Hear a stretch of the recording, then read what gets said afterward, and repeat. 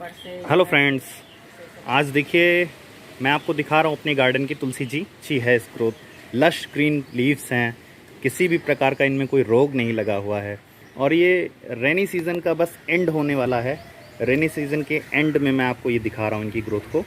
तो rainy season में कोई भी फर्टिलाइज़र की ज़रूरत नहीं होती है। रेनी सीज़न में खुद नाइट्रोजन डिज़ोल्व होती है पानी में, इसलिए तुलसी जी की ग्रोथ बहुत अच्छी हो जाती है। तो बात करेंगे कि ऐसी तुलसी जी की ग्रोथ पाने के लिए आपको क्या करना होगा, बारिश से पहले क्या उपाय करने होंगे और बारिश के बाद अब जब रेनी सीज़न एंड हो रहा है तो क्या करना है। आइए स्टार्ट करते हैं। रेनी सीज़न से पहले आप तुलसी जी की जो ब्रांच पुरानी हो गई हैं, जो सूख रही हैं, आप उनको काट करके हटा देंगे। ऊपर की मंजरी जो ड्राई होती जाती हैं, जैसा आपको पता है कि उनको काट के हटाना रहता है। और रेनी सीज़न से पहले आपको एंटी फंगल पाउडर तो नहीं दे सकते क्योंकि केमिकल है, और आध्यात्मिक शक्ति के लिए तुलसी जी की पूजा हम लोग करते हैं, तो इसलिए आप इसमें नीम की खली की कंपोस्ट यूज़ कर सकते हैं। नीम की खली एक एक मुट्ठी, अगर 12 इंच का गमला है तो उसमें डाल सकते हैं, और 1 इंच गमले के 12 इंच गमले में एक मुट्ठी पर्याप्त होता है। और ये फंगस से बचाता है तुलसी जी को। रेनी सीज़न में अगर पानी अधिक भर जाता है गमले में तो फंगस लग सकता है, इसलिए नीम खली आपको डालना आवश्यक है। अब रेनी सीज़न जब एंड हो जाएगा तब क्या करना है, तो रेनी सीज़न के एंड होने के बाद आपको कम से कम 20 से 25 दिनों के बाद इसमें कंपोस्ट देनी है।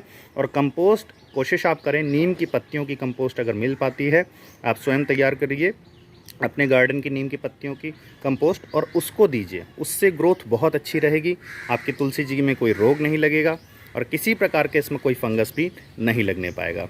यदि आप चाहते हैं कि वर्ष भर आपकी तुलसी जी इसी प्रकार से रहें तो उसके लिए आप सूर्य की रोशनी का भी प्रबंध ठीक से करिए। अभी जाड़ों में जब पाला गिरेगा या कोहरा गिरेगा तो ये पाले को बर्दाश्त नहीं कर पाती हैं। पाला गिरने से या कोहरा गिरने से इनकी पत्तियां ब्लैक होने लगती हैं और छोटी हो जाती हैं, और उसके बाद पत्तियां झड़ जाती हैं, केवल टहनियाँ बचती हैं, और टहनियाँ भी धीरे धीरे करके सूख जाती हैं, नीचे की ओर जा करके मुरझा जाती हैं और धीरे से पूरा प्लांट ही मर जाता है।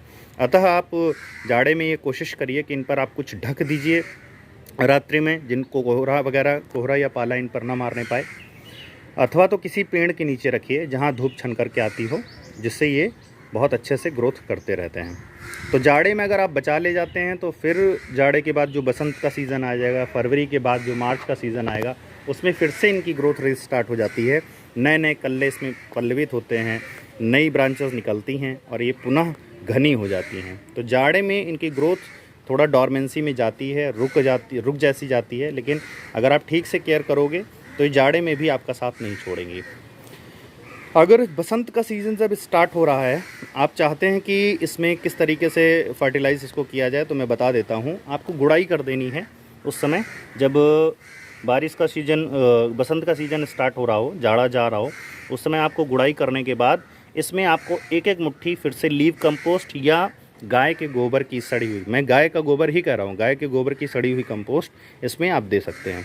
गाय के गोबर की आप कंपोस्ट इसमें देते हैं तो वो भी, लेकिन बस सड़ी होनी चाहिए। यदि ठीक से वो फर्मेंटेड नहीं है, ठीक से वह सड़ी हुई नहीं है, तो इस पौधे को जला सकती है। और ज़्यादा भी नहीं देना है, ज़्यादा कंपोस्ट देने से भी कभी कभी जड़ें इसकी जल जाती हैं और तुलसी जी हमारे घर से रूठ के चली जाती हैं। तो आप इन गलतियों को ना करें, जिससे आपका पौधा आपके घर में बना रहना चाहिए।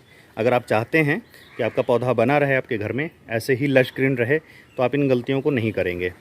किसी भी प्रकार का इन पे फर्टिलाइज़र स्प्रे नहीं किया जाता है दोस्तों, क्योंकि हम इनको प्रसाद के रूप में भगवान को भोग लगाते हैं, स्वयं भी इन पत्तियों को ग्रहण करते हैं, काढ़ा इत्यादि पीते हैं।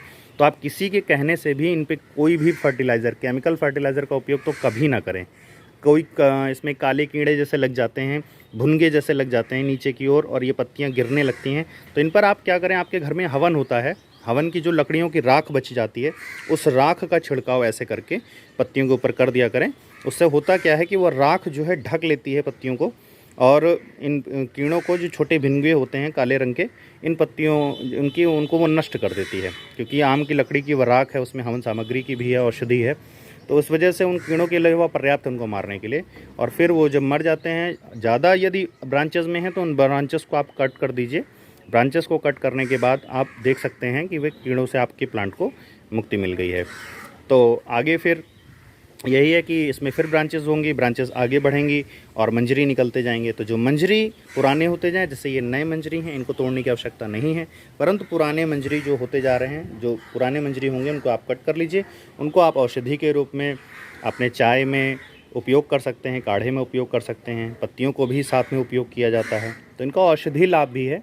आप भी इसी तरीके से तुलसी जी को अपने घर आंगन में लगाएं और लश ग्रोथ इनकी पाएँ। आशा है आपको वीडियो पसंद आएगा। यदि पसंद आता है तो हमारे चैनल को सब्सक्राइब करें, शेयर करें। जय हिंद।